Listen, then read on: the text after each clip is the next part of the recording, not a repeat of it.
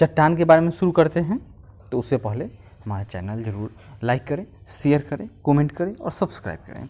यह एक ही वीडियो है जिसको मास्टर वीडियो कहिए या किंग साइज वीडियो, और इसी में हम लोग पूरा का जो वर्ल्ड ज्योग्राफी है उसका रिवीजन कर लेंगे। तो देखते हैं। परतदार चट्टानें पृथ्वी की सतह पर जलीय तंत्र द्वारा निर्मित है, यानी अवसादी चट्टानें। परतदार चट्टानों के निर्माण में पूर्व विद्यमान चट्टानों का क्षरण सम्मिलित होता है। परतदार चट्टानों में जीवाश्म होते हैं। परतदार चट्टानें विशिष्ट रूप से परतों में पाई जाती है, तभी तो नाम इसका परतदार है कि परत बाई परत सेडिमेंट्री रॉक्स है। यह अवसादों के जमा होने से इसका निर्माण होता है। अवसादी शैलों के लिए सत्य कथन क्या है, तो यहाँ देख लीजिए।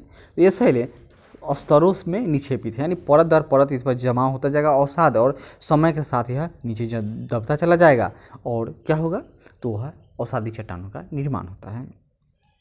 बलुआ पत्थर एक परतदार चट्टान है क्योंकि वह पानी के नीचे बनती है। आग्नेय चट्टानों के लिए कथन सत्य क्या है, वे क्रिस्टलीय यानी रवादार तथा अक्रिस्टलीय दोनों प्रकार की होती हैं। क्रिस्टलीय कहाँ होगा, जो जमीन के नीचे जो जिन अग्नि चट्टानों का निर्माण होता है वो क्रिस्टलीय होते हैं, और जो ज़मीन के ऊपर होता है वह अक्रिस्टलीय होता है। क्यों? क्योंकि वो तत्काल ही बहुत जल्दी ही ठंडा हो जाता है, जिससे उसमें क्रिस्टल यानी रवा का निर्माण नहीं हो पाता है। कांग्लोमरेट, ग्रेनाइट, सेल एवं बलुआ पत्थर में से एक चट्टान में जीवाश्म नहीं पाया जाएगा, यानी वह अग्नि चट्टान। तो अग्नि चट्टान कौन है? ग्रेनाइट, यह अग्नि चट्टान है। रूपांतरित चट्टानों की उत्पत्ति होगी, तो यह अग्नेय हो या अवसादी चट्टानों के ताप दाब के परिवर्तन के कारण चट्टानों का जो फीचर चेंज हो जाता है, उससे क्या होगा, रूपांतरित यानी मेटामॉर्फिक चट्टानों की उत्पत्ति होती है। अग्नेय तथा तलछटी दोनों से इसका निर्माण होगा। ग्रेनाइट उदाहरण है किसका, तो अग्नेय चट्टान है यह। अवसादी शैलों का उदाहरण बलुका पत्थर, चूना पत्थर, शैल इत्यादि, ये सब क्या हैं, तो अवसादी चट्टानों के उदाहरण हैं। ज्वालामुखी से संबंधित कुछ परफेक्ट तथ्य हैं जो बार बार एग्जाम में आते हैं। ज्वालामुखी से सबसे अधिक जो गैस निकलती है वो कौन, तो वह जल वाष्प है। विश्व का सबसे ऊंचा ज्वालामुखी पर्वत कहाँ है, तो माउंट कोटापैक्सी में है। पृथ्वी के अंदर पिघले पदार्थ को कहते हैं, क्या कहते हैं, तो मैग्मा, और यह सतह के ऊपर आ जाएगा तो इसको लावा कहेंगे। लावा के ठोस होने के फलस्वरूप पृथ्वी के अंदर निर्मित चट्टानों को क्या कहते हैं, उसको प्लूटोनिक चट्टानें कहते हैं। क्या नाम है, प्लूटोनिक चट्टानें। ज्वालामुखीय उद्गार यानी वोल्केनिक इरप्शन नहीं होता है, कहाँ नहीं होता है, तो बाल्टिक सागर में, याद कर लीजिए। माउंट एटना पर्वत है, ये क्या है, यह एक ज्वालामुखी पर्वत है, कहाँ है, इटली में है। ज्वालामुखी पर्वत माउंट सेंट हेलेंस स्थित है, कहाँ, तो यूएसए में है। मौना लोआ एक सक्रिय ज्वालामुखी है, और कहाँ है, तो यूएसए के द्वीप, हवाई द्वीप पर है। आकार की दृष्टि से पृथ्वी पर सबसे बड़ा सक्रिय ज्वालामुखी कौन है, तो वही मौना लोआ है जो हवाई द्वीप में स्थित है। सक्रिय ज्वालामुखी है कौन कौन, तो कोटोपैक्सी जो इक्वाडोर में है, एटना इटली में है, फ्यूजियामा जापान में है, विसुवियस यह भी इटली में है। अफ्रीका का सर्वोच्च पर्वत श्रृंखला पर्वत शिखर माउंट किलिमंजारो कहाँ स्थित है, तंजानिया में, यह भी वोल्केनिक माउंटेन है। किलिमंजारो है ये क्या है, तो यह वोल्केनो है, लेकिन यह मृत ज्वालामुखी है। ज्वालामुखी जिसे भूमध्य सागर का प्रकाश स्तंभ कहते हैं उसका नाम क्या है, तो स्ट्राम्बोली है, और यह इटली में है, और यह इसमें से बार बार लावा निकलता रहता है, इसलिए इसका नाम लाइट हाउस है। संसार का सर्वाधिक सक्रिय ज्वालामुखी कौन, तो वह किलायु है, और कहाँ है, तो यह भी हवाई द्वीप में है। यहाँ कुछ ज्वालामुखी के नाम हैं और उससे संबंधित देश या शहर का नाम है, तो एटना सिसिली इटली में है, विसुवियस यह भी इटली में है, एरिबस यह रास द्वीप कहाँ है, तो यह अंटार्कटिका में है। कोटापैक्सी यह दक्षिण अफ्रीका के इक्वाडोर में स्थित है। आगे देखिए, फिर ज्वालामुखी और देश, माउंट रेनियर यह यूएसए में है, एटना यह इटली में स्थित है, पेरिकुटिन कहाँ है, तो यह मैक्सिको में है, और टाल यह फिलीपींस में अवस्थित है। आगे देखिए, माउंट किनाबालू ये कहाँ है, तो मलेशिया में है। ज्वालामुखी का नाम अल बुर्ज यह ईरान में स्थित ज्वालामुखी है, और ये सब सुषुप्त ज्वालामुखी हैं। अकांकागुआ यह ज्वालामुखी कहाँ है, तो अर्जेंटीना में। किलिमंजारो यह तंजानिया में, सब मृत ज्वालामुखी है। ज्वालामुखी और देश, तो सबनकाया ये कहाँ है, पेरू में है। कोलिमा यह मैक्सिको में है। माउंट मेरापी यह इंडोनेशिया में ज्वालामुखी का नाम है सब। अब भूकंप से संबंधित क्वेश्चन आते हैं, उसको हम लोग याद करते हैं। भूकंप के समय जिन तरंगों का उद्भव होता है वह कौन कौन, तो P, S and L. P यानी primary, S for secondary and L for Love या सरफेस वेव कहिए। प्राइमरी यानी जो सबसे पहले वेव आएगा उसका नाम प्राइमरी होगा, उसके बाद जो सेकेंड है उसका सेकेंडरी, और सबसे अंत में जो सरफेस वेव आता है वह सरफेस वेव होता है। और सरफेस वेव जिग जैग चलता है जिससे यह सबसे अधिक विध्वंसकारी होता है। प्राइमरी वेव या प्राइमरी तरंगे जो सबसे पहले आती हैं वो सबसे तीव्र होती हैं।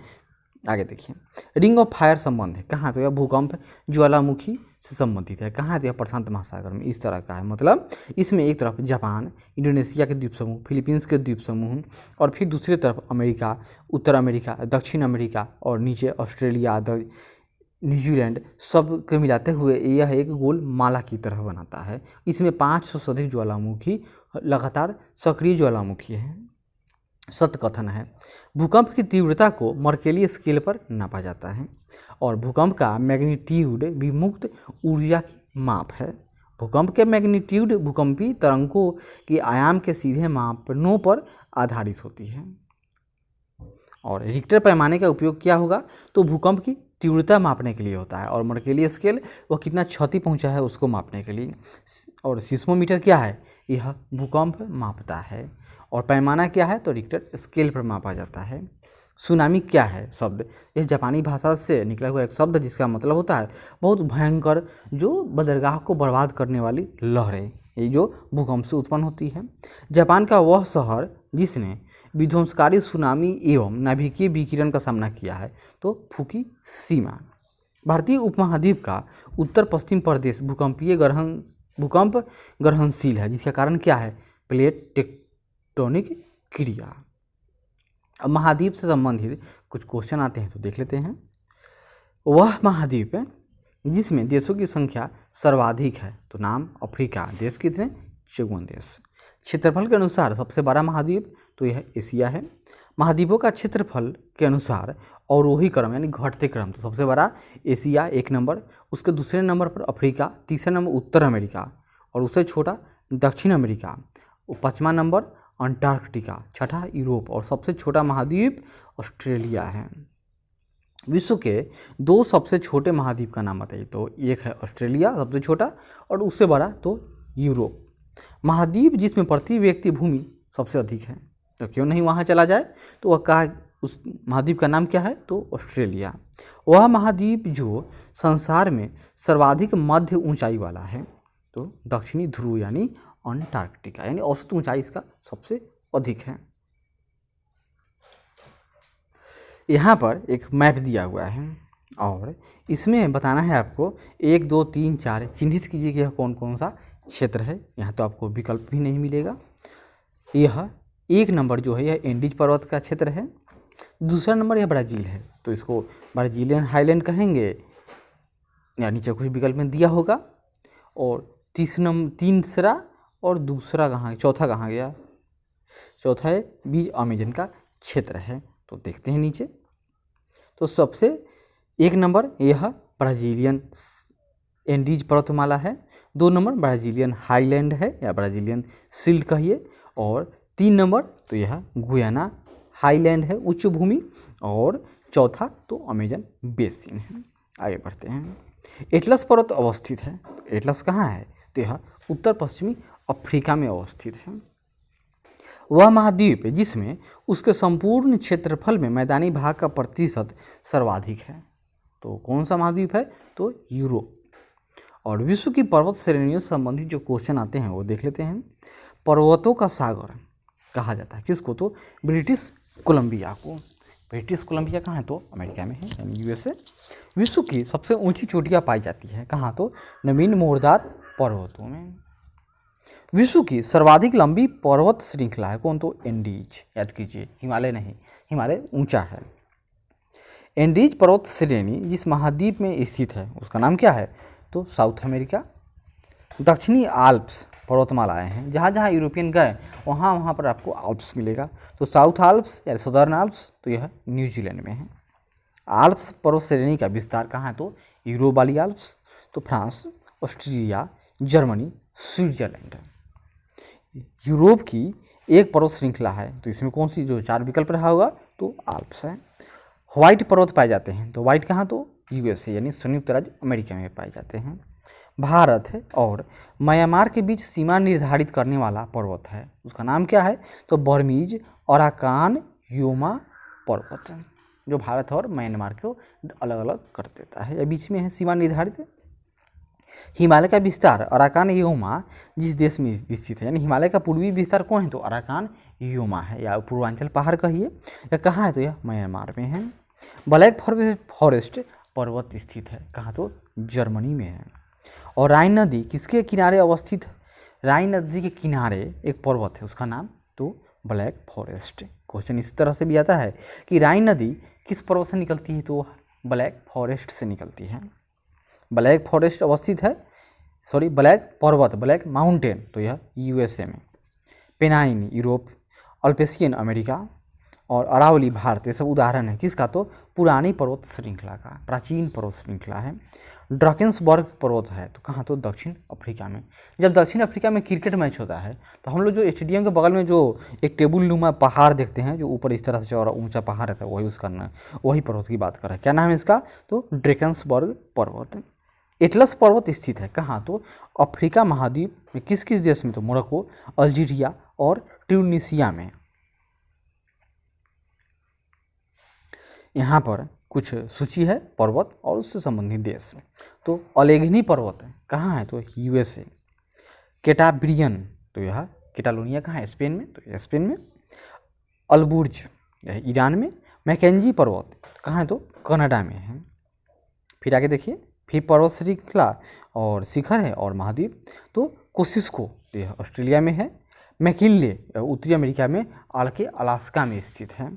अल्ब्रूस तो यह यूरोप में है। किलिमंजारो तो अफ्रीका के तंजानिया में है।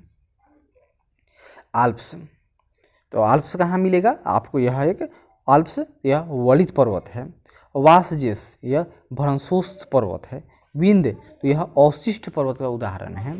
फ्यूजियामा यह ज्वालामुखी पर्वत का उदाहरण है। माउंट टिटलिस स्थित है, कहाँ स्थित है तो यह स्विट्जरलैंड में स्थित है, माउंट टिटलिस।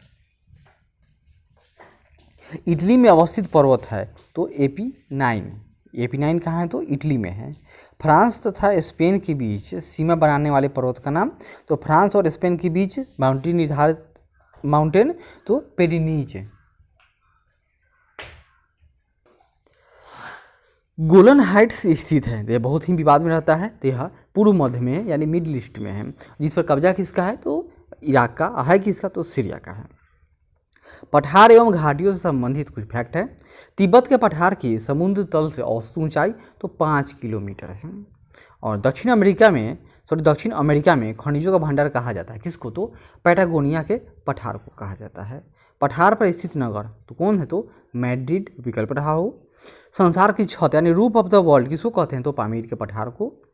संयुक्त राज्य अमेरिका के दक्षिण कैलिफोर्निया में स्थित है मृतक घाटी यानी डेथ वैली, किसका उदाहरण है तो यह रिफ्ट घाटी है यानी भ्रंश घाटी है।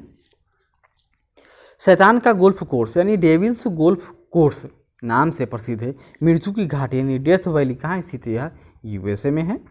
मृतक घाटी जानी जाती है क्यों, अत्यधिक उष्णता के कारण, वहाँ जाइएगा तो पानी पिए बाहर ही मर जाइएगा। पंचशील घाटी अवस्थित है तो अफगानिस्तान में। संयुक्त राज्य अमेरिका में सिलिकॉन वैली अवस्थित है कहाँ तो कैलिफोर्निया में। और भारत का सिलिकॉन वैली तो बंगलोर को कहते हैं। टेलर घाटी अवस्थित है तो टेलर घाटी कहाँ है तो अंटार्कटिका में। और ग्रेट आर्टिजन बेसिन तो ये ऑस्ट्रेलिया में। जितना वाला ग्रेट का नाम आ जाए समझ जाइए ऑस्ट्रेलिया में है। बृहद बेसिन ग्रेट बेसिन अवस्थित है तो यह ग्रेट बेसिन यह यूएसए में अवस्थित है, मिसिसिपी का बेसिन। राजाओं की घाटी तो मिस्र में। अंधी घाटी या पाई जाती है यानी काष्ठ प्रदेश तो कहाँ तो काष्ठ प्रदेश में यानी चूना का प्रदेश, वैसा क्षेत्र जहाँ पर नदी पाई जाती है, अत्यधिक आर्द्र क्षेत्र हो और वहाँ पर चूना मिट्टी में घुला होगा तो क्या होगा, पानी के कारण वह गल जाएगा और इस तरह का छिद्र होगा तो अंदर इसी तरह से छिद्र बन जाएगा और बड़ी बड़ी सुरंगें बनेंगी और ये घाटियाँ बन जाएंगी, जिसके नीचे नदी, इसमें भी नदी विलुप्त हो जाएगी और इस घाटी को क्या कहते हैं तो अंधी घाटियाँ कहते हैं। शुष्क प्रदेश मरुस्थल, इस संबंधित क्वेश्चन।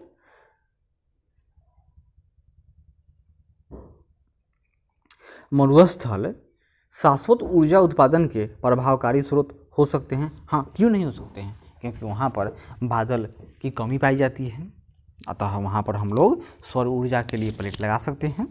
अगर टेक्नोलॉजी बदल जाए कि सिलिकॉन से ही बालू है, सिलिका से ही कुछ बन जाए, तो भी वह अक्षय ऊर्जा का स्रोत हो जाएगा। इतना अधिक मात्रा में सिलिका है वहाँ पर। जितनी ऊर्जा मानव जाति एक वर्ष में उपयोग करती है, उससे अधिक ऊर्जा मरुस्थल 6 घंटों में सूर्य से प्राप्त कर लेते हैं। दोनों बात सही है, यानी ए तथा आर दोनों सही है तथा आर ए की सही व्याख्या करता है। मरुस्थल परिभाषित किया जाता है कहाँ, किसको? तो वार्षिक वर्षा जहाँ पर 25 सेंटीमीटर से कम हो। विश्व का सबसे बड़ा रेगिस्तान या मरुस्थल या डेजर्ट कौन है? तो सहारा है, यह हॉट डेजर्ट है। संसार का सर्वाधिक जनसंख्या वाला मरुस्थल तो यह थार यानी अपना राजस्थान। तकलामकान मरुस्थल यह कोल्ड डेजर्ट है, कहाँ है? तो यह चीन में है। और कुछ मरुस्थल के नाम हैं और उससे संबंधित देश, तो देखिए सोनोरन डेजर्ट कहाँ है? तो यूएसए में। तकलामकान यह चीन में है। कराकुम तो यह तुर्कमेनिस्तान में है। गिब्सन यह ऑस्ट्रेलिया में स्थित है। गिब्सन। दस्त ए लूट अवस्थित है कहाँ? तो यह ईरान में अवस्थित है, दस्त ए लूट। गोबी मरुस्थल स्थित है किस में? तो मंगोलिया में है गोबी। दक्षिण एशिया का सबसे बड़ा मरुस्थल है कौन? तो थार डेजर्ट। अटकामा मरुस्थल अवस्थित है उत्तरी चिली में। पृथ्वी का सर्वाधिक शुष्क क्षेत्र है अटकामा मरुस्थल। शीतोष्ण कटिबंधीय मरुस्थल हैं तो कौन कौन? तो पैटागोनियन मरुस्थल, ये क्या है? तो शीतोष्ण कटिबंधीय मरुस्थल है। कहाँ है पैटागोनिया? तो पैटागोनिया यह चिली में है। और अटकामा ये दोनों कहाँ है? ये दोनों साउथ अफ्रीका में है, साउथ अमेरिका में है। सत्कथन है विश्व में उष्ण कटिबंधीय मरुस्थल महाद्वीपों के कहाँ पाए जाएंगे? तो पश्चिमी सीमांत में व्यापारिक पवन पट्टी में पाए जाते हैं। ऐसा क्यों?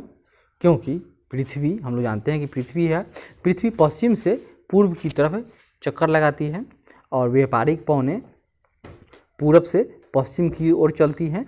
लेकिन रास्ते में अगर महाद्वीप है तो महाद्वीपों के पूर्वी किनारे पर ही वर्षा करा देती हैं और पश्चिमी किनारे पर जाते जाते इसमें क्या होगा कि इनका तापमान कम हो जाएगा। दूसरा, वर्षा का जो जलवाष्प था वो भी खत्म होगा, जिस कारण जो महाद्वीपों के पश्चिमी तट हैं वह शुष्क रह जाते हैं, अतः वहाँ पर मरुस्थल विकसित हो जाता है।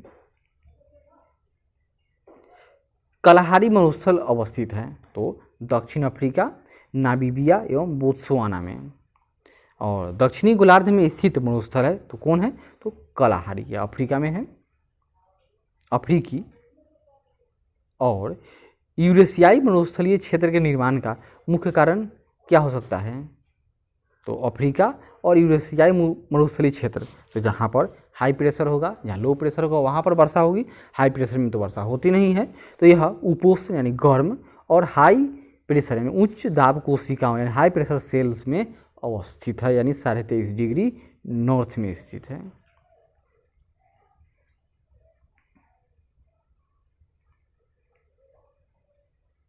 अब घास के मैदान के बारे में देखते हैं। तो घास के मैदान है और स्थिति पेयरीज कहाँ है? तो यूएसए में। पंपास और लानोस ये दोनों अर्जेंटीना यानी दक्षिण अमेरिका में अवस्थित है। स्टेपीज यह यूरोप के घास का मैदान का नाम है और वेल्ड यह दक्षिण अफ्रीका में स्थित है। केन्या, यहाँ देखिए देश और घास के मैदान, तो केन्या यानी अफ्रीका की बात हो रही है तो यहाँ पर क्या मिलेगा? यहाँ के घास के मैदान का नाम है सवाना। अर्जेंटीना के घास का मैदान का नाम पंपास। वेनेजुएला तो यह गर्म घास का मैदान है, इसका नाम लानोस। और कोल्ड घास का मैदान यानी ठंडा घास का मैदान कहाँ है? तो संयुक्त अमेरिका में, नाम पियरीज। और सवाना का विस्तार है तो मुख्य रूप से सूडान क्षेत्र या साहिल रीजन उसको कहते हैं, और कहाँ है? तो यह अफ्रीका में है, अफ्रीकी महाद्वीप। दक्षिणी अमेरिका का चौड़ा वृक्ष रहित यानी जहाँ पर वृक्ष नहीं है लेकिन घास है, मतलब कि थोड़ा बहुत वर्षा हो जाता होगा, उस क्षेत्र को क्या कहते हैं? तो दक्षिण अमेरिका का चौड़ा वृक्ष रहित घास का मैदान पंपास कहलाता है। सवाना क्या है? यह उष्णकटिबंधीय घास का मैदान है। स्टेपीज यह शीतोष्ण कटिबंधीय घास का मैदान है जो मध्य एशिया और यूरोप में मिलता है। सिलवास यह उष्णकटिबंधीय वन है जो अमेजन बेसिन में पाया जाता है। टैगा यह शीतोष्ण कटिबंधीय वन है जो मुख्य रूप से उत्तरी आर्कटिक सर्किल के वाले क्षेत्र जैसे रूस, कनाडा, अमेरिका के अलास्का आदि क्षेत्रों में पाए जाते हैं। विश्व के देश और उनकी सीमाएं, तो जनसंख्या के आधार पर संसार का सबसे बड़ा देश तो अपना पड़ोसी चीन है। ब्राज़ील, कनाडा, चीन और संयुक्त राज्य अमेरिका में क्षेत्रफल के आधार पर सही अवरोही क्रम, मतलब सबसे बड़ा कौन होगा, तो सबसे बड़ा रूस है 1 नंबर, दूसरे नंबर पर कनाडा है, तीसरे नंबर पर संयुक्त राज्य अमेरिका और इससे छोटा चाइना, और चाइना के सबसे छोटा ब्राज़ील, ब्राज़ील के बाद ऑस्ट्रेलिया और भारत का स्थान 7वें नंबर पर आता है भारत। दिए गए देशों का क्षेत्रफल की दृष्टि से आरोही क्रम यानी घट छोटा से बड़ा, इसमें सबसे छोटा अर्जेंटीना है, अर्जेंटीना से बड़ा भारत है, भारत से बड़ा ऑस्ट्रेलिया, ऑस्ट्रेलिया से बड़ा ब्राज़ील है। दक्षिण एशिया के देशों में से क्षेत्रफल की दृष्टि से सबसे छोटा या एशिया का सबसे छोटा देश तो मालदीव, वह देश जिसकी समुद्र तट रेखा सर्वाधिक लंबी है, किसकी, तो कनाडा की। भारत के साथ सबसे लंबी स्थलीय सीमा बनाने वाला देश तो 1947 में जो बंटवारा होकर अलग हो गया था, नाम बांग्लादेश। नीचे के मानचित्र में कुछ देश दिखाए गए हैं जो पूर्ववर्ती सोवियत संघ यानी यूएसएसआर के भाग थे। यूएसएसआर का 1917 में एक हुआ था और 1991 में टूट गया। उसके साथ जल पिंड यानी उसमें कुछ झीलों का नामकरण किया गया है, तो बताइए कि कौन कौन से झील हैं।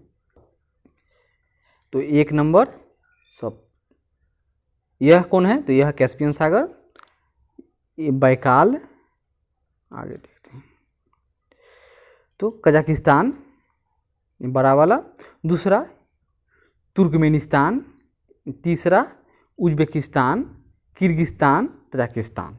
और कैस्पियन सागर से मिलने वाले देश तो कितार, कितार में कौन कौन, तो कजाकिस्तान, तुर्कमेनिस्तान, ईरान, आर्मेनिया या अजरबैजान बस, और रूस। आर्मेनिया, अजरबैजान, कजाकिस्तान एवं तुर्कमेनिस्तान में से वह देश जिसकी सीमा कैस्पियन सागर से नहीं मिलती है, तो किसका, तो आर्मेनिया का नहीं मिलता है। दिया गया है कच्चा खाका, जिसमें मानचित्र मध्य पूर्व के एक भाग को प्रदर्शित करता है, बताइए कि कौन कौन है। यह यूफ्रेट्स नदी है यानी दजला और फुरात नदी यानी टिग्रिस नदी कहिए इसको। तो इसमें ए तो यह इराक का क्षेत्र होगा, उसके बाद में बी यानी यह सीरिया है, सी यानी सऊदी अरब और डी यानी जॉर्डन। इजराइल के साथ साझी सीमाएं, तो इजराइल बहुत ही विवादास्पद देश, इससे बाउंड्री लगाने वाले देश तो लेबनान, सीरिया, जॉर्डन व मिस्र हैं। और चीन के साथ सीमावर्ती देश तो लगभग 14 देश हैं, नाम मंगोलिया, रूस, Kazakhstan, Kyrgyzstan, Tajikistan, Afghanistan, Bharat, Nepal, Bhutan, Myanmar, Laos, Vietnam और उत्तरी कोरिया यानी दक्षिण कोरिया का बाउंड्री नहीं टच करता है। नीचे दिए हुए मानचित्र को ध्यान से देखिए और यहाँ देखिए क्या है। मानचित्र में 1, 2, 3, 4, तो एक कहाँ गया, इसमें एक ऊपर है, 1, 2, 3 और 4, इसमें कौन कौन से देश हैं, तो 4 तो सबसे नीचे वे कौन है, तो दक्षिण अफ्रीका, 2 नंबर सोमालिया, 1 नंबर तो यह सूडान, देखिए सूडान तो लैंडलॉक कंट्री है, तो यह कौन सा देश होगा, और 3 नंबर तो यह 3 नंबर तो नाइजीरिया वाला देश, यहाँ देख लेते हैं। तो 1 नंबर तो यह ऊपर यह लीबिया है, 2 नंबर सोमालिया, 3 नंबर नाइजीरिया जो गिनी की खाड़ी के तट पर है, और 4 नंबर तो यह नामीबिया और दक्षिण अफ्रीका की भूमि है। आगे बढ़ते हैं। हॉर्न ऑफ अफ्रीका यानी सोमाली प्रायद्वीप के अंग है, तो 4 देश कौन कौन, तो सोमालिया, इथोपिया, इरिट्रिया और जिबूती। जिबूती में चीन ने अपना सैन्य बेस बनाया है। वह देश जिसकी सीमा एड्रियाटिक सागर से लगती है, तो एड्रियाटिक सागर यानी यूरोप की बात है, तो इसे लगने वाले देशों की सीमा तो पहले सब के सब कौन थे, तो एकमात्र देश नाम था। अब वर्तमान में कौन कौन से देश हैं, तो Albania, Bosnia Herzegovina, Croatia, Slovenia, Montenegro यानी सब के सब पहले एक देश थे, आज सब के सब अलग हो गए हैं और इतने सारे देश हो गए।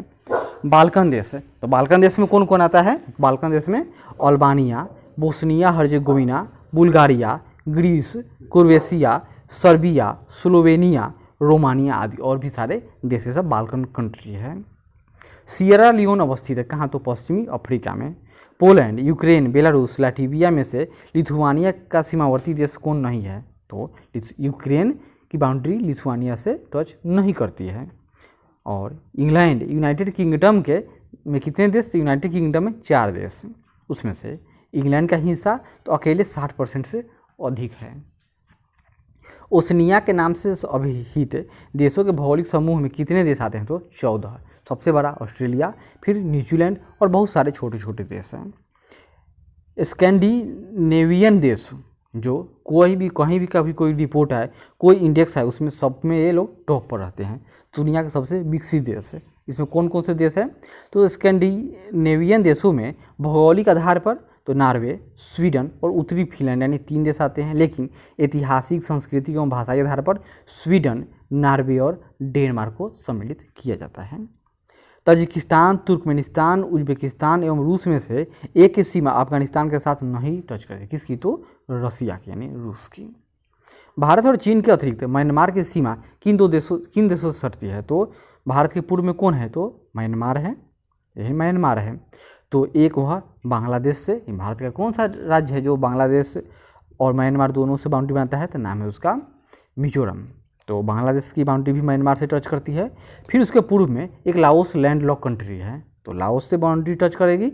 और नीचे थाईलैंड है, थाईलैंड से भी। तो म्यांमार से बाउंड्री टच करने वाले 5 देश कौन कौन? भारत है, चीन, थाईलैंड, लाओस और बांग्लादेश। कुछ द्वीप समूह है और देश का नाम है, जैसे ऑस्ट्रेलिया, तो इसका अधीन या टेरिटरी तो क्रिसमस द्वीप। डेनमार्क, तो डेनमार्क के अधीन ग्रीनलैंड, दुनिया का सबसे बड़ा द्वीप। यूएसए यानी अमेरिका, तो अमेरिका का प्रशासित क्षेत्र सांता क्रूज। फ्रांस तो मार्टिनिक, वह देश जो भौगोलिक रूप से अमेरिका में स्थित होने पर भी राजनीतिक दृष्टि से यूरोप का भाग है। कौन? तो ग्रीनलैंड। इस पर नियंत्रण किसका है? तो डेनमार्क का। और ग्रीनलैंड की आबादी मात्र 56,000, क्षेत्रफल लगभग 28 लाख किलोमीटर यानी लगभग भारत के बराबर है।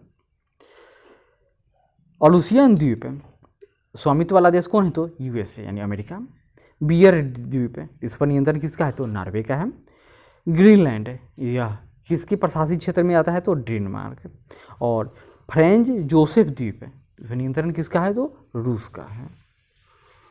स्थलबद्ध देश यानी लैंड लॉक कंट्री, इससे संबंधित भी बहुत सारे क्वेश्चन आते हैं। स्थलबद्ध मतलब क्या? वैसा देश जिसका बाउंड्री समुद्र से नहीं मिलता हो, जैसे उदाहरण नेपाल, भूटान।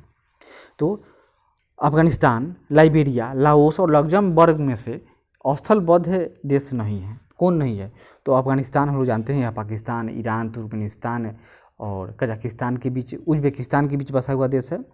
इसी तरह लाओस लैंडलॉक्ड कंट्री है। लग्जमबर्ग यूरोप में लैंडलॉक्ड कंट्री है, लेकिन लाइबेरिया यह लैंडलॉक्ड कंट्री न है। अफ्रीकी देशों में अंगोला, चाड, केन्या और सेनेगल में से स्थल अवरुद्ध यानी कि लैंडलॉक्ड कंट्री कौन है? तो एकमात्र कौन? तो चाड है।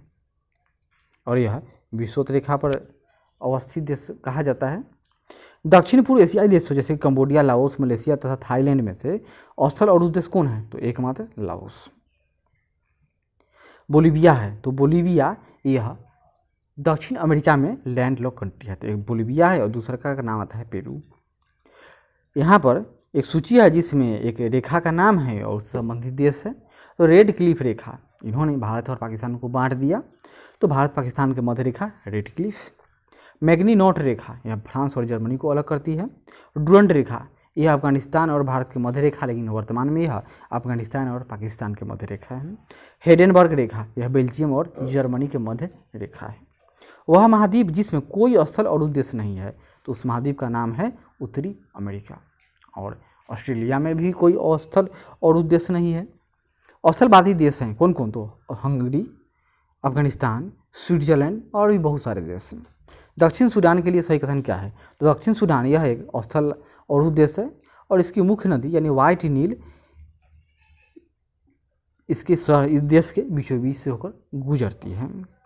और सूबा राजधानी जो है वह व्हाइट नील पर ही अवस्थित है। अंतर महाद्वीपीय देश है कौन कौन?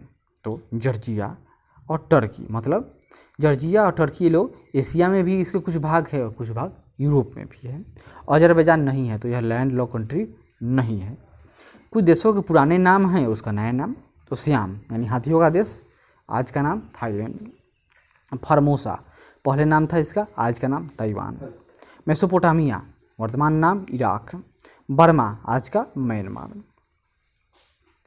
हरारे, तो हरारे का प्राचीन नाम क्या था, सेलिसबरी। इथोपिया इसका प्राचीन नाम एबिसिनिया। घाना पहले नाम इसका था गोल्ड कोस्ट। किंशासा इसका पुराना नाम लियोपोल्ड विले था। जिम्बाब्वे पहले जाना जाता था दक्षिण रोडेशिया के नाम से, किससे, तो दक्षिण रोडेशिया के नाम से। अंतर्राष्ट्रीय सीमा रेखाएं, जैसे वह नदी जो अंतर्राष्ट्रीय सीमा बनाती है नाम है रियो ग्रांडे और राइन। तो रियो ग्रांडे यह अमेरिका और मेक्सिको के मध्य है, और राइन तो यह जर्मनी और स्विट्जरलैंड, जर्मनी और फ्रांस आदि देशों के मध्य सीमा का निर्धारण करती है। रियो ग्रांडे नदी है मेक्सिको एवं संयुक्त राज्य अमेरिका के मध्य सीमा बनाती है। वह झील तो तंजानिया और युगांडा के बीच अंतर्राष्ट्रीय सीमा बनाती है। झील का नाम विक्टोरिया है। दिए हुए मानचित्र को ध्यान से देखिए। यह अफगानिस्तान है, यह पंजाब, बलूचिस्तान और राजपूताना यानी आज का राजस्थान है। तो यहाँ पर क्या देखना है, मानचित्र में बिंदुओं से बनी टूटी रेखा है। तो टूटी रेखा कौन सी है, वही रेखा जो भारत और अफगानिस्तान को डिवाइड करती है, मतलब कि इस रेखा की बात हो रही है। यह क्या है, तो यह डूरंड लाइन है। मैकमोहन लाइन सीमा बनाती है, तो यह भारत और चीन के मध्य सीमा बनाती है। कौन, McMahon line. Red Cliff line इस सीमा निर्धारित करती है, तो भारत और पाकिस्तान के मध्य। 38वीं समानांतर सीमा रेखा विभाजित करती है, किसको, तो नॉर्थ कोरिया और साउथ कोरिया को। मैग्नीनोट रेखा है, तो फ्रांस और जर्मनी के मध्य। अल्पाइन लाइन विभाजित करती है फ्रांस एवं इटली को। और देश है उससे राजधानी है, जो बार बार क्वेश्चन आते हैं, तो स्लोवेनिया, इसका राजधानी का नाम लुजिब-लिजेना। सेशेल्स इसकी राजधानी विक्टोरिया। सीरा लियोन, फ्रीटाउन। उज्बेकिस्तान, ताशकंद, यहाँ पर लाल बहादुर शास्त्री की मौत हो गई थी। वह नगर जो किसी देश की भूतपूर्व राजधानी नहीं है, यानी कि ऑस्ट्रेलिया की राजधानी ब्रिस्बेन नहीं है, कौन है, तो कैनबरा है। म्यांमार की नई राजधानी कौन है, तो नेपिताऊ। पहले कौन था, तो म्यांमार की राजधानी रंगून था। और यहाँ देखिए कुछ देश है उसकी राजधानी है, तो बहमास, राजधानी नसाऊ। कोस्टा रिका, राजधानी सन जोन्स। निकारागुआ, इसकी राजधानी मानागुआ। डोमिनिक रिपब्लिक, राजधानी सांटो डोमिंगो। युगांडा, राजधानी कंपाला। उज्बेकिस्तान, इसकी राजधानी ताशकंद। यूक्रेन, राजधानी क्यू। पेरू की राजधानी है, तो पेरू की राजधानी लीमा। वियना की राजधानी, तो वियना राजधानी है कहाँ की, तो ऑस्ट्रिया, यह यूरोप में है। झुकी लाट के लिए प्रसिद्ध पीसा स्थित है, यह इटली में है। अम्मान राजधानी है कहाँ का, तो जॉर्डन की राजधानी अम्मान। किर्गिस्तान की राजधानी बिश्केक। मंगोलिया की राजधानी उलानबाटर। यमन की राजधानी सनैया। तजाकिस्तान की राजधानी तो दुशानबे, क्या नाम है, दुशानबे। और आगे देखिए, देश है राजधानी बुल्गारिया, राजधानी सोफिया। Georgia, Tbilisi. आइसलैंड, राजधानी रिक्याविक। और आगे फिर देखिए, साइप्रस, राजधानी निकोसिया। लेबनान, इसकी राजधानी बेरूत। टर्की, राजधानी अंकारा, इस्तांबुल नहीं राजधानी है इसका। और चीन, राजधानी बीजिंग। कनाडा की राजधानी ओटावा, मॉन्ट्रियल गलत ना कीजिएगा। ऑस्ट्रेलिया, राजधानी कैनबरा। रूस की राजधानी मॉस्को। बुरुंडी, तो इसका राजधानी क्या है, तो Bujumbura. Kazakhstan, Astana. Laos, Vientiane. Mali, Bamako, Mali की राजधानी बमाको। और कुछ देश है और उसके राजधानी है। फिनलैंड, राजधानी हेलसिंकी। बोलिविया, इसकी राजधानी का नाम लापाज। इथोपिया, आदिस अबाबा। और अजरबैजान, तो इस देश का राजधानी बाकू में है। Gambia, Banjul. लाटविया, इसकी राजधानी रीगा। और आगे बढ़ते हैं, ब्राज़ील की राजधानी ब्राज़ीलिया। क्यूबा, हवाना। कोस्टा रिका, तो राजधानी सेंट जोन्स। पेरू की राजधानी लीमा। आइवरी कोस्ट, इसकी राजधानी का नाम यामूसिको। और फिजी, तो फिजी की राजधानी सूबा में है। Finland Helsinki, Guyana George town, Lebanon Beirut. और श्रीलंका, तो श्रीलंका की राजधानी कोलंबो, लेकिन अभी है जयपुर, श्री जयवर्धनेपुरम कुट्टी। और मालदीव राजधानी माले, जिम्बाब्वे की राजधानी हरारे और मॉरिशस की राजधानी पोर्ट लुइस। तजाकिस्तान, तो तजाकिस्तान की राजधानी दुशांबे, तंजानिया डोडोमा, स्विट्जरलैंड की राजधानी बर्न। और आगे देखिए फिलिस्टाइन, तो फिलिस्ताइन की इसकी राजधानी या फिलिस्तीन कहिए तो रामल्ला, कोसोवो की राजधानी प्रिस्टीना, टर्की साइप्रस, तो इसकी राजधानी निकोसिया, और ताइवान की राजधानी ताइपे। और आगे वेनेजुएला, तो वेनेजुएला की राजधानी कारकस, न्यूजीलैंड की राजधानी वेलिंगटन, कोलंबिया की राजधानी बगोटा, साइप्रस की राजधानी निकोसिया। और नामीबिया देश का नाम है, राजधानी विंडहॉक, घाना की राजधानी अकरा, केनिया की राजधानी नैरोबी, जाम्बिया की राजधानी लुसाका, नाइजीरिया की राजधानी अबूजा है। डेनमार्क, तो डेनमार्क की राजधानी कोपनहेगन, जर्मनी का बर्लिन, फ्रांस के पेरिस, नॉर्वे का ओस्लो। और हंगरी, तो हंगरी की राजधानी बुडापेस्ट, जायरे का किंशासा, न्यूजीलैंड का वेलिंगटन राजधानी है। और विश्व के नगर जैसे यहाँ देखते हैं, संसार का अधिकांश नगर महानगर तटीय क्षेत्रों में अवस्थित हैं। वे अंतर्राष्ट्रीय महासागरीय मार्गों के द्वार पर हैं, इसलिए उनका विकास हो गया है। तो इस तरह आर दोनों सही है और दोनों एक दूसरे की व्याख्या करते हैं। यहाँ पर कुछ झील दिया हुआ है और उसके किनारे बसे हुए नगर का नाम, यह बार बार एग्जाम में आता है, याद कीजिए। ईरी झील, ईरी, मिशिगन, ओरियो, सुपीरियर, ये सब कहाँ है, और ह्यूरन, तो ये सब ग्रेट लेक्स हैं यूएसए के। तो ईरी के किनारे डेट्रॉयट नगर बसा है, मिशिगन के किनारे गैरी शहर, ओंटारियो के किनारे हैमिल्टन शहर, सुपीरियर के किनारे टुलूथ शहर बसा हुआ है। और निम्नलिखित 4 शहर दिए हुए हैं और उनका नाम बताइए। यह कहाँ है, तो यहाँ देखिए, यह कैस्पियन सागर है और ऊपर एक कजाकिस्तान होगा और यहाँ पर किर्गिस्तान, उज्बेकिस्तान, तुर्कमेनिस्तान, तो यहाँ देखते हैं। तो इसमें 1 नंबर दिखाई तो नहीं दे रहा है, लेकिन यह है, एक ये है, तो ये अशकाबाद है। ताशकंद, तो भारत से बाउंड्री लगाने वाले दूसरे में ताशकंद, बिश्केक और दुशांबे, तो ये चारों की राजधानी ये राजधानी है, तो इसका कमेंट कीजिएगा देश का नाम। और नीचे दिए गए मानचित्र में ABCD नगर अंकित किए गए हैं, तो नगरों का नाम सुमेलित कीजिए। तो दिखाई तो नहीं दे रहा है, लेकिन याद देख लेते हैं। तो लाओस, कुआलालंपुर कहाँ के, तो मलेशिया की राजधानी कुआलालंपुर, नैरोबी कीनिया की राजधानी, और डार्विन लाओस, तो लाओस में ही है, लाओस PDR की राजधानी लाओस, और डार्विन, तो डार्विन कहाँ की राजधानी, इसमें दिखाई दे तब ना दिखाई दे रहा है। अलास्का हिस्सा है, तो अलास्का USA का हिस्सा है। कैलिफोर्निया में कैंपबेल, पालो आल्टो, सांता रोसा एवं सांता क्लारा में से सिलिकॉन घाटी के अंतर्गत कौन अवस्थित नहीं है, तो सिलिकॉन घाटी के अवस्थित सांता रोसा नहीं है। तो सिलिकॉन घाटी कौन कौन आएगा, कैंपबेल, पालो आल्टो एवं सांता क्लारा, सांता रोसा न है। दक्षिण अफ्रीका की पार्लियामेंट कहाँ है, तो यह केप टाउन में है। पार्लियामेंट केप टाउन में, सुप्रीम कोर्ट प्रिटोरिया में, और नेता लोग बैठते हैं कहाँ, तो उन लोगों का जगह का नाम है डरबन। उत्तर से दक्षिण की ओर जाते हुए दिए गए पाकिस्तानी नगरों का सही क्रम बताइए। तो सबसे उत्तर में पेशावर, एक खैबर पख्तूनख्वा में है। दूसरा इस्लामाबाद राजधानी, भारत के जम्मू कश्मीर के पास। गुजरावाला, ये भारत के पंजाब का पड़ोसी, और मुल्तान यानी सिंध की राजधानी। आगे बढ़ते हैं। कंधार स्थित है, कौन कंधार, जहाँ पर हवाई जहाज पकड़ कर ले गया था भारत का, तो कंधार यह दक्षिण अफगानिस्तान में है। यूरोप में पश्चिम से पूर्व के क्रम में व्यवस्थित नगर कौन कौन है, सबसे पश्चिमी नगर यूरोप का लिस्बन है, जो पुर्तगाल की राजधानी। दूसरा लंदन यानी इंग्लैंड की राजधानी, फ्रैंकफर्ट और बेरूत। दक्षिण एशिया में सबसे अधिक ऊंचे स्तर पर बसा राजधानी नगर दक्षिण एशिया का, तो तिब्बत की राजधानी ल्हासा। यहाँ पर कुछ स्थान है और देश का नाम है। तो ओरीविले आश्रम है, कहाँ है, तो पौंडीचेरी में है। किससे संबंधित, तो अरविंदो घोष से है। ये कहाँ है, तो भारत में है।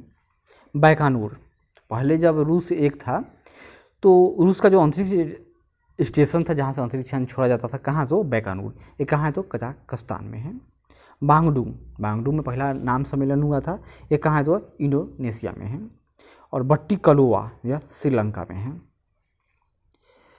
तस्मानिया, तो तस्मानिया ऑस्ट्रेलिया का एक प्रांत है जो ऑस्ट्रेलिया पर के नीचे यानी उसके साउथ में एक छोटा सा टापू है।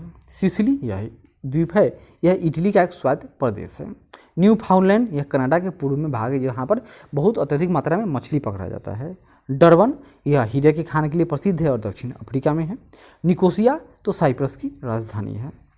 वह देश जो आर्कटिक वृत्त के दक्षिण में पाया जाता है, तो आर्कटिक सर्किल है इसके दक्षिण में एकमात्र देश जिसकी राजधानी है, जो उसका नाम है आइसलैंड देश, राजधानी रेकजेविक है। सन सिटी अवस्थित है कहाँ तो दक्षिण अफ्रीका में है। कनाडा तो इसका सबसे बड़ा नगर टोरंटो। ग्रीस जिसकी राजधानी और बड़ा नगर एथेंस। नाइजीरिया तो सबसे बड़ा नगर लागोस। सीरिया तो सबसे बड़ा शहर इसका तो इमस्कस। और अभी राजधानी दमिश्क। और चर्चा में क्यों रहता है, क्योंकि यहाँ पर रोज़ लोग अपने में ही लड़ते रहते हैं। दाओस, दाओस कहाँ है तो स्विट्जरलैंड में। दाओस क्यों प्रसिद्ध है, क्योंकि यहाँ पर वर्ल्ड इकोनॉमिक फोरम का प्रत्येक वर्ष बैठक होता है। बार्सिलोना यह स्पेन में स्थित है। ऑकलैंड यह न्यूजीलैंड का शहर है। कैंडी तो श्रीलंका का शहर है। कांटो मैदान कहाँ स्थित है तो कांटो जापान में है। कैंटरबरी तो न्यूजीलैंड में। मैक्सिको देश स्थित है तो उत्तरी अमेरिका महाद्वीप में। कांगो स्थित है तो यह अफ्रीका में। संसाधन बहुत अधिक मात्रा में, लेकिन गरीबी उससे भी अधिक है। माल्टा अवस्थित है, यह भूमध्य सागर का एक छोटा सा देश है। जकार्ता, तो जकार्ता इंडोनेशिया की राजधानी, इसकी स्थिति कितना है तो यह 6 डिग्री 12 मिनट दक्षिणी अक्षांश नहीं देशांतर पर स्थित है, यानी विषुवत रेखा के साउथ में 6 डिग्री 12 मिनट लेटीट्यूड पर अवस्थित है।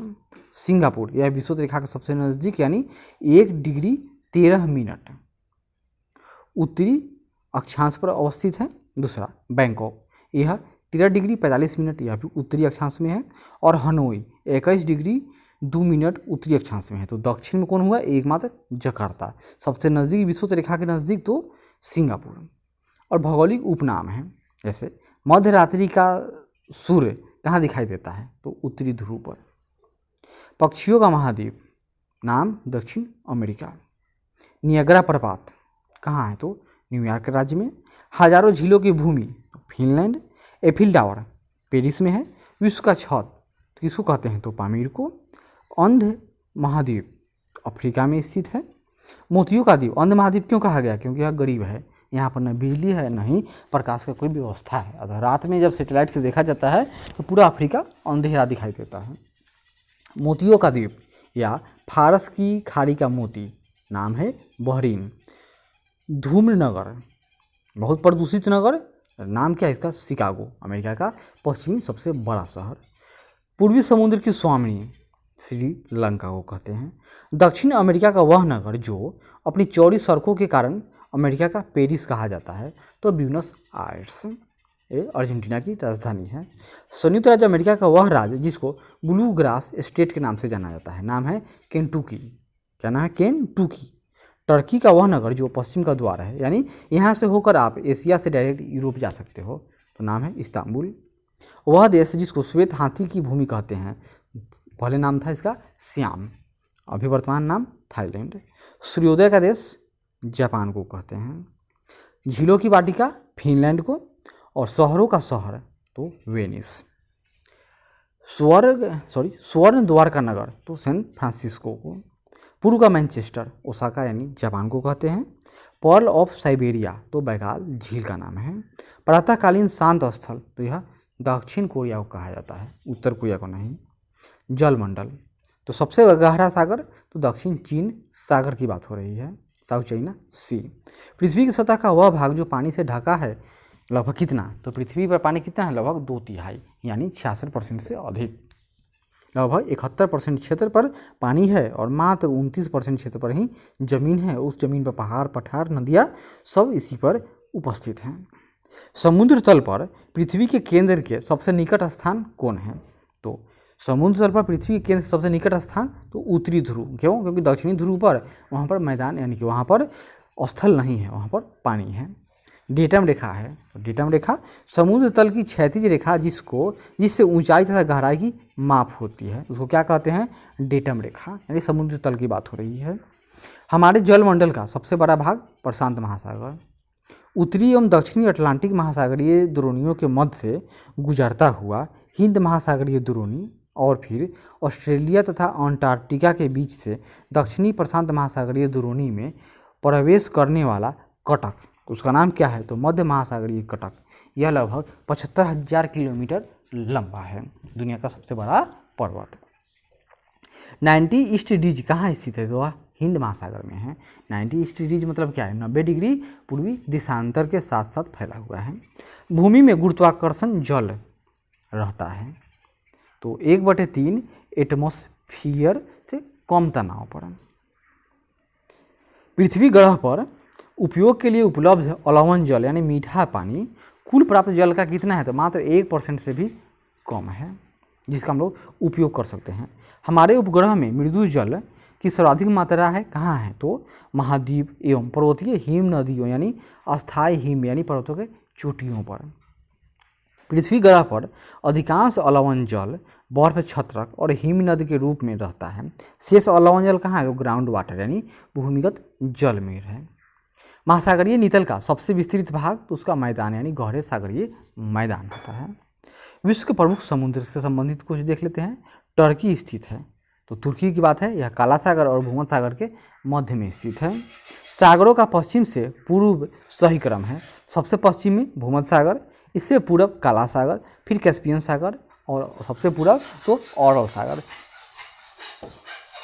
आंतरिक सागर है, तो आंतरिक सागर कौन है? तो यह कैस्पियन सागर है, क्योंकि यह झील है और चारों तरफ से लैंडलॉक्ड है, तो इसका याद क्या है? तो कितार या तारीख कह लीजिए, इसके कोड है। इसमें लगभग देश कितने? तो 5 देश हैं। जिस महासागर से सारगैसो संबंधित है, तो सारगैसो कहाँ है? तो यह उत्तरी अटलांटिक महासागर के अंदर स्थित एक सागर है, जो इसका नाम है सारगैसो सी। और नाम क्यों पड़ा? क्योंकि इसमें विशिष्ट समुद्री वनस्पति या शैवाल है, जिसके नाम पर इस समुद्र का नाम या सी का नाम पड़ा है सारगैसो सी। इटली, सिसिली, सर्डिनिया एवं कोर्सिका से घिरे सागर का नाम है तो टेरहेनियन सागर। इटली, सिसिली, सर्डिनिया एवं कोर्सिका से घिरे सागर का नाम तो टेरहेनियन सागर। क्या नाम है? टेरहेनियन। अरब सागर के कितने स्पर्श करते हैं? यानी कि अरब सागर से बाउंड्री टच करने वाले देश तो कजाकिस्तान एवं उज्बेकिस्तान। दुनिया में जो मृत सागर के नाम में, मृत सागर मतलब जो इटाल वाला नहीं, एक वैसा सागर जिसको मानव ने मार डाला, तो कौन सा? वही अरब सागर है। वह अफ्रीकी देश जिसकी सीमा भूमध्य सागर से नहीं मिलती है, तो नाम है चाड। आगे बढ़ते हैं। अब महासागरीय धाराओं से संबंधित कुछ तथ्य देख लेते हैं। महासागरीय धाराओं को प्रभावित करने वाले कारक तो पृथ्वी का आवर्तन, वायु दाब, हवा, महासागरीय जल का घनत्व, ये सब क्या है? तो महासागरीय धाराओं को प्रभावित करने वाले कारक हैं। महासागरीय धाराओं से संबंधित कथन है, कुछ देख लेते हैं। तो महासागरीय धाराएं महासागर में जल का मंद भूपृष्ठ संचलन होती है। महासागरीय धाराएं पृथ्वी का ताप संतुलन बनाए रखने में सहायक होती हैं। महासागरीय धाराएं मुख्यतः सनातन पवनों द्वारा चलायमान होती हैं। महासागरीय धाराएं महासागर संरूपण द्वारा प्रभावित होती हैं। आगे देखिए। हिंद महासागर में सागर धाराओं की नियमित दिशा में परिवर्तन के लिए एक उत्तरदायी कारक कौन है? तो हिंद महासागर ये तो लैंडलॉक्ड है, क्यों? क्योंकि उसका उत्तरी सीमा। और क्यों इसमें एक सागर की जो धाराएं है उसका नियमित दिशा परिवर्तन हो जाता है, किसी तो मौसम के हिसाब से। इसका कारण तो हिंद महासागर में मानसूनी प्रवाह पाया जाता है, जिससे इसका धाराओं का दिशा बदल जाता है। अग्लुहास धारा चलती है कहाँ? तो यह हिंद महासागर में चलती है। उत्तरी अटलांटिक प्रवाह द्वारा सर्वाधिक लाभान्वित होने वाला देश है तो यह नॉर्वे है। दक्षिणी अटलांटिक महासागर की शीतल धारा है कौन? तो दक्षिणी अटलांटिक की शीतल धारा नाम है बेंगुएला की धारा। दक्षिणी अटलांटिक महासागर में धाराओं के एक पूर्ण वृत्त के निर्माण में योगदान नहीं करती है कौन? तो यह कनारी करंट या कनारी धारा पूर्ण वृत्त के यानी जायर बनता है। जायर मतलब क्या? यह एक जो महासागर का जो इस तरह से चल रहा है धाराएं, तो यह गल्फ स्ट्रीम मान लीजिए, यहाँ पर लेब्राडोर आ गया, फिर यहाँ पर कनारी करेंट, इसी तरह से विस्वतीय धारा, तो यह है कि गोला क्षेत्र हो गया, इसको कहते हैं जायर। इसमें सहयोग नहीं करता है कौन, तो कनारी धारा नहीं सहयोग करता है। सही सुमेलन है तो ब्राजीलियन धारा, यह दक्षिण अटलांटिक महासागर में चलती है। हम्बोल्ट धारा दक्षिण पूर्व महासागर में चलती है, दक्षिण पूर्व प्रशांत महासागर। गल्फ स्ट्रीम यह उत्तरी अटलांटिक महासागर में चलने वाली धारा का नाम है। अग्लुघास धारा यह हिंद महासागर की धारा का नाम है। गल्फ स्ट्रीम है यह एक गर्म महासागरीय धारा है, और कहाँ है, तो यह कैरिबियाई द्वीप समूह यानी कि और अमेरिका के जो फ्लोरिडा तट है उसके पास से गुजरने वाली गर्म समुद्री धारा है। मानचित्र है, उसको धारा का नाम है, याद बताइए कौन कौन है, यही बात है। तो देखते हैं हम लोग, एक वेनेजुएला है और गिनी है। तो गिनी ऊपर से ये गर्म है, और वेनेजुएला जो नीचे से जा रही है ठंडी जलधारा का नाम है। सूची 1 सूची 2 से तो यहाँ सुमेलित है। तो पश्चिमी वायु प्रवाह है, यह पश्चिमी वायु के क्षेत्र के ऊपर से पूरब की ओर चलने वाली धीमी धारा का नाम है, क्या, पश्चिम वायु प्रवाह है। और गल्फ स्ट्रीम गर्म धारा। पेरू धारा यह प्रशांत महासागर में चलने वाली धारा का नाम है। पश्चिमी ऑस्ट्रेलियाई धारा यह हिंद महासागर में चलने वाली धारा है। विस्वतीय प्रतिधाराओं यानी इक्वेटोरियल काउंटर करेंट के पूर्वाभिमुख प्रवाह की व्याख्या कीजिए। तो ऐसा क्यों होता है, तो ऐसा पृथ्वी का अपने अक्ष पर घूर्णन के कारण होता है। अब क्यों होता है इसको हम लोग डिटेल से बाद में समझेंगे। ऐसा क्यों होता है कि हम लोग जानते हैं पृथ्वी पश्चिम से पूर्व की तरफ घूमती है, तो जो हवाएं होता है विषुवत रेखा है, इसके दोनों तरफ या उत्तरी विषुवतीय रेखा या दक्षिणी विषुवतीय जो धारा है, यह दोनों पूर्व से पश्चिम की ओर जाती हैं। लेकिन यहाँ पर अगर तट आ जाए तो क्या होगा, जो पानी जाएगी तो पानी यहाँ पर इसका हाइट अधिक ऊंचा हो जाएगा। तो ऊंचा हो जाने पर क्या होगा, हम लोग जानते हैं कि जो अधिक ऊंचाई वाला पानी होगा वो नीचे की तरफ जाएगा। तो जो अधिक ऊंचा पानी है अपोजिट साइड में नीचे की तरफ चलना शुरू कर देती है, जिससे यह धारा धीरे धीरे चलते रहती है। लवणता से संबंधित कुछ देख लेते हैं फैक्ट। तो महासागरीय जल में लवणता की प्रवणता को दर्शाने वाली रेखा को क्या कहते हैं, उसको हेलोक्लाइन कहते हैं। क्या नाम है, हेलोक्लाइन। सागरीय लवणता का मुख्य स्रोत क्या है, तो भूमि। अगर भूमि विकल्प न हो तब नदी को मारेंगे, ठीक। सागरीय जल की लवणता में अधिकतम योगदान देता है कौन, तो सोडियम क्लोराइड। उच्चतम लवणता पाई जाती है कहाँ, तो वान झील टर्की में। समुद्र में घनत्व तो बढ़ता है, तो ऐसे में लवणता बढ़ती है किंतु गहराई कम होती है। और घनत्व बढ़ेगा तो क्या होगा, लवणता बढ़ती जाएगी लेकिन गहराई घटती जाएगी। क्यों, क्योंकि जो भारी पानी होगा वो नीचे चला जाएगा। ग्रेट सॉल्ट झील स्थित है कहाँ, तो यह यूएसए यानी अमेरिका में। अरब सागर में पानी का औसत खारापन है तो 36 पीपीटी। और ज्वार भाटा से संबंधित कुछ फैक्ट देखते हैं। महासागर में ज्वार भाटा की उत्पत्ति के कारण है गुरुत्वाकर्षण, अभिकेंद्रीय बल तथा अपकेंद्रीय बल दोनों। क्यों, यहाँ देखिए पृथ्वी, गुरुत्वाकर्षण मान लेते हैं चांद यह है और यह सूरज है, तो दोनों आकर्षित कर रहा है इसको अपनी तरफ, तो इस तरह ज्वार आ गया। लेकिन अपोजिट साइड में पृथ्वी बैलेंस करेगी ना अपने आप को, तो यहाँ पर यह केंद्र से दूर भागेगा। तो यह अपकेंद्रीय बल, गुरुत्वाकर्षण बल और अभिकेंद्रीय बल तीनों के कारण ही ज्वार और भाटा की उत्पत्ति होती है। अप्रत्यक्ष उच्च ज्वार यानी इनडायरेक्ट हाई टाइड उत्पन्न होगा कब, तब पृथ्वी का अपकेंद्रीय बल के कारण, यानी कि सूरज अगर इधर है या सूरज चांद इधर हो गया, इसके अपोजिट डायरेक्शन में। लघु ज्वार भाटाओं के समय उच्च ज्वार सामान्य से निम्न तथा निम्न ज्वार सामान्य से उच्च होता है। लघु ज्वार भाटा बृहद ज्वार भाटा के विपरीत पूर्ण चंद्र के स्थान पर 9 चंद्र के समय आता है। तो ये तो सही है, लेकिन यह 9 चंद्र के समय नहीं आता है। यह कब आता है, तो मान लेते हैं कि आज पूर्णिमा हो गया तो इसके 7वें दिन, अमावस्या है तो उसके भी 7 में से 8वें दिन, 9वें दिन नहीं। बृहद ज्वार आता है जब सूर्य, पृथ्वी तथा चंद्रमा एक सीधी रेखा में होते हैं। महासागर में ऊंची जल तरंग होती है किसके कारण, तो चंद्रमा के कारण। महासागरीय गर्त तो देख लीजिए कुछ इसका मिलान है। तो महासागरीय गर्त और स्थान एलुसियन, तो ये कहाँ है, तो उत्तरी प्रशांत महासागर में गर्त है। कर में डेक, तो ये कहाँ है तो दक्षिणी प्रशांत महासागर में। सुंडा यह हिंद महासागर में स्थित गर्त है। एस सैंडविच गर्त यह दक्षिण अंध महासागर यानी अटलांटिक महासागर में स्थित है। विश्व का सबसे गहरा समुद्री गर्त तो चैलेंजर यानी मैरियाना कहाँ है तो फिलीपींस के पास लगभग 11 किलोमीटर गहरा है। और डायमेंटिना गर्त कहाँ स्थित है तो यह हिंद महासागर में स्थित है। विश्व की नदियों से संबंधित कुछ तथ्य देख लेते हैं। अपवाह क्षेत्र यानी ड्रेनेज सिस्टम के हिसाब से दृष्टि से विश्व की सबसे लंबी नदी तो अमेजन है। वह नदी जो विषुवत रेखा को 2 बार पार करती है, नाम है इसका जायरे। दक्षिण अमेरिका की सबसे बड़ी नदी अमेजन। वह देश जो नील नदी द्वारा अपवाहित होते हैं तो नाम इनका कौन कौन तो अफ्रीका के देश हैं, नाम Rwanda, Burundi DR Congo, Kenya, Ethiopia, Sudan, दक्षिण सूडान एवं मिस्र। और नीली नील यानी ब्लू नाइल नदी निकलती है तो ताना झील से और व्हाइट नाइल विक्टोरिया से। मिस्र नील का उपहार है। वह सहारा मरुस्थल में एक नखलिस्तान है, तो सही बात है क्योंकि वह नील नदी सहारा मरुस्थल से होकर ही गुजरती है और पूरे मरुस्थल में जहाँ से वह गुजरती है वह एक मरुधान क्षेत्र है यानी नखलिस्तान है।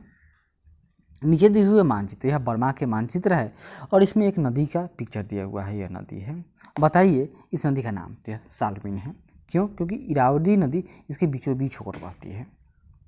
एशिया की वह नदी जो दक्षिण की ओर प्रवाहित होती है तो नाम है इसका साल्विन। और एशिया की सबसे लंबी नदी तो यांगटीसी नदी जो झील से होकर गुजरती है, यह एशिया की सबसे बड़ी नदी है। यहाँ पर ABCD के रूप में चिन्हांकित अपवाह द्रोणियों के नाम हैं। अब आपको बताना है यह किस किस बेसिन का नाम है, तो सिंपल देख लेते हैं। तो D यह सिंधु नदी से संबंधित क्षेत्र है, D। C यह जाम्बेजी नदी का क्षेत्र है। और B यह गंगा ब्रह्मपुत्र का बेसिन है।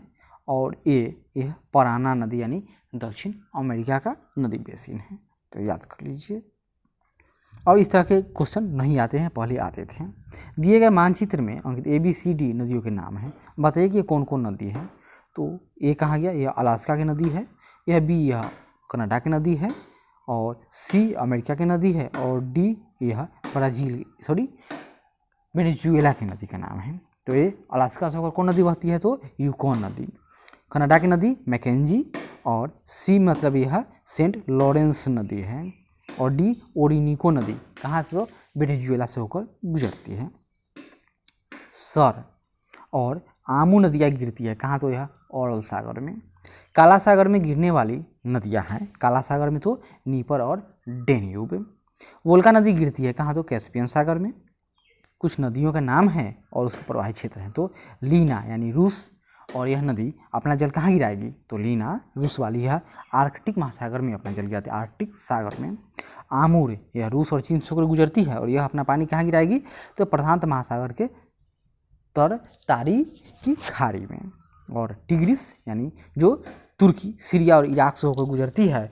और टिग्रिस तो इसका मुहाना कहाँ है तो फारस की खाड़ी में, मुहाने पर बसा शहर तो नाम उसका बसरा। माही तो माही भारत के गुजरात, राजस्थान और मध्य प्रदेश से राज्य से होकर गुजरने वाली नदी पश्चिम वाहिनी नदी है जो अरब सागर में गुजरती है और कर्क रेखा को 2 बार क्रॉस करती है। वह नदी जो भ्रंश घाटी से बहती है तो नाम इसका राइन, भारत में ब्रह्मपुत्र और नाम है नर्मदा और तापी। अफ्रीका की वह नदी जो मकर रेखा को 2 बार काटती है तो लिम्पोपो। वह देश जो अरीय अफवाह का उदाहरण प्रस्तुत करता है तो श्रीलंका। और ये अफवाह मतलब क्या, बीच में ऊंचा भाग होगा और इस तरह से नदियाँ निकलकर चारों तरफ फैल जाएंगी। महावेली गंगा एक नदी है, कहाँ की तो श्रीलंका की नदी है और उससे संबंधित देश तो नीपर नदी यूक्रेन की है। पो इटली की गंगा कहते हैं इसको। राइन जर्मनी की नदी है। और रोन, राइन जर्मनी और रोन स्विट्जरलैंड की नदी के नाम है। हिमानी झील इटास्का, हिमानी झील का नाम है इसका इटास्का। तो इसका स्रोत तो हिमानी झील इटास्का का स्रोत है कौन तो मिसिसिपी नदी का यह स्रोत है।